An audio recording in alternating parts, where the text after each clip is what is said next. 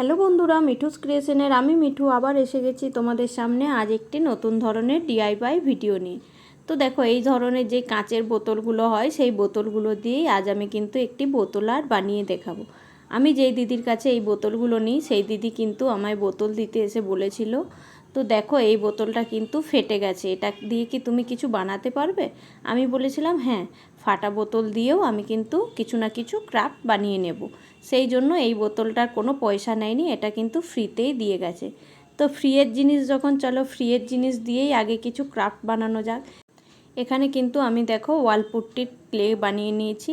তোমরা যারা আমার ভিডিও দেখো তারা তো জানোই ওয়ালপুট্টির ডো দিয়েই কিভাবে ক্লে বানাতে হয়।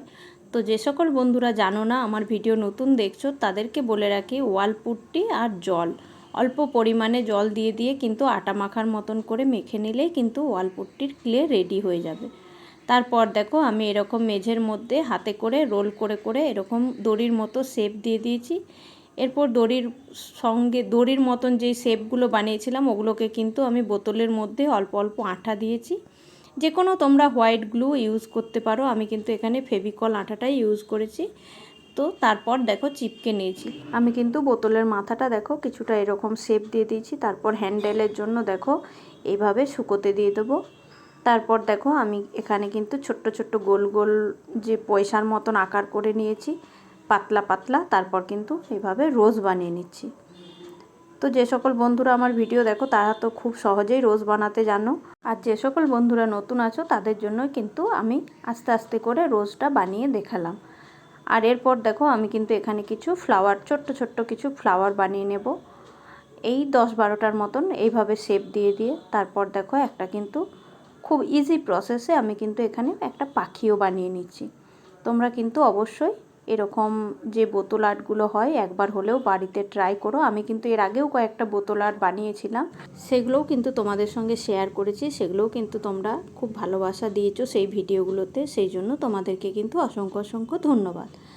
আর যারা আমার এই ভিডিওটা নতুন দেখছো, আমার চ্যানেলটাকে প্লিজ সাবস্ক্রাইব করে দিও এবং পাশে থাকা বেল আইকনটিকেও প্রেস করে দিও, যাতে আমার ভিডিও ছাড়ার সঙ্গে সঙ্গে তোমাদের কাছে নোটিফিকেশান পৌঁছে যেতে পারে।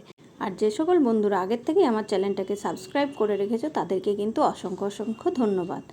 তো আমার এই ভিডিওটা ভালো লাগলে অবশ্যই বন্ধুদের সঙ্গে শেয়ার করতে ভুলো না কিন্তু, আর কমেন্টে জানিও কেমন লাগলো ভিডিওটা।